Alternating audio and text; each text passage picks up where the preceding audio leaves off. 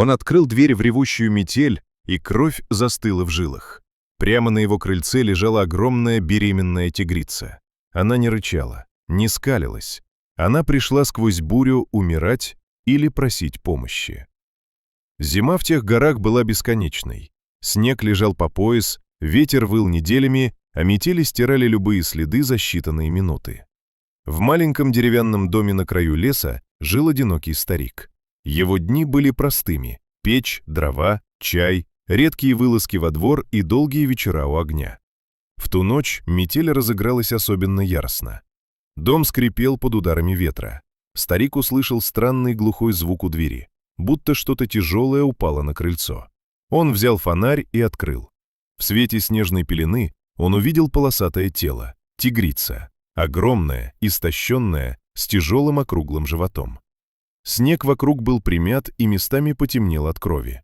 В ее задней лапе тускло блестела стальная проволока, браконьерская петля, глубоко врезавшаяся в плоть. Любой другой захлопнул бы дверь. Но старик замер, глядя в ее глаза. В них не было хищной ярости, только усталость, боль и странное спокойствие. Она не пыталась подняться, не шипела, просто лежала, тяжело дыша под снежной крупой. «Эх ты, добралась все-таки», — тихо сказал он.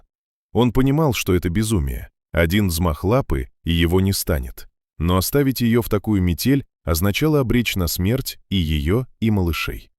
Старик принес инструменты, одеяло и старый тулуп.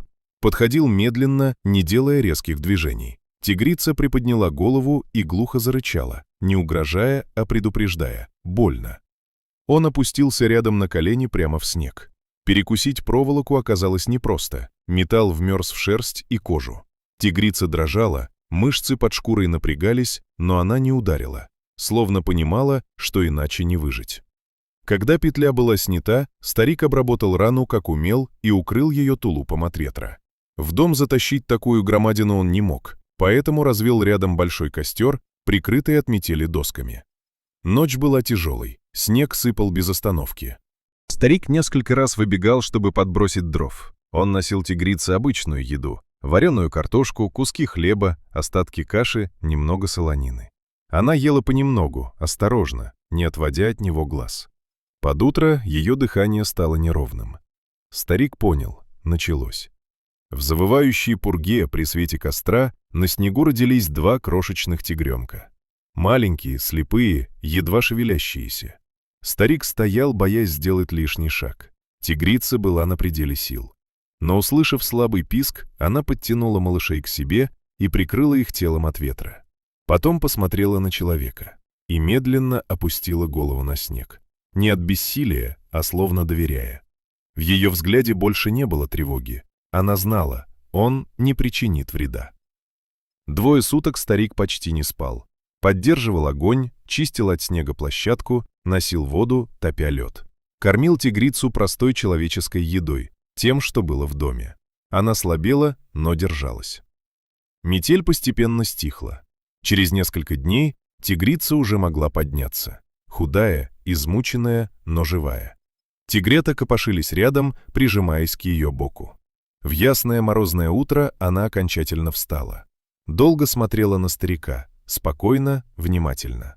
Потом сделала шаг к лесу. И вдруг остановилась. Один из тигрят неуклюже поплелся не за матерью, а к старику. Подошел почти вплотную и ткнулся носом в его валенок. Старик тихо усмехнулся, пряча выступившие слезы. «Иди к ней, твоя дорога там». Малыш постоял секунду и поспешил обратно.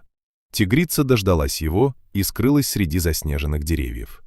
С тех пор, в особенно лютые зимы, старик иногда находил у порога следы крупных лап, а однажды аккуратно оставленный кусок добычи. В метели многое стирается, но не память.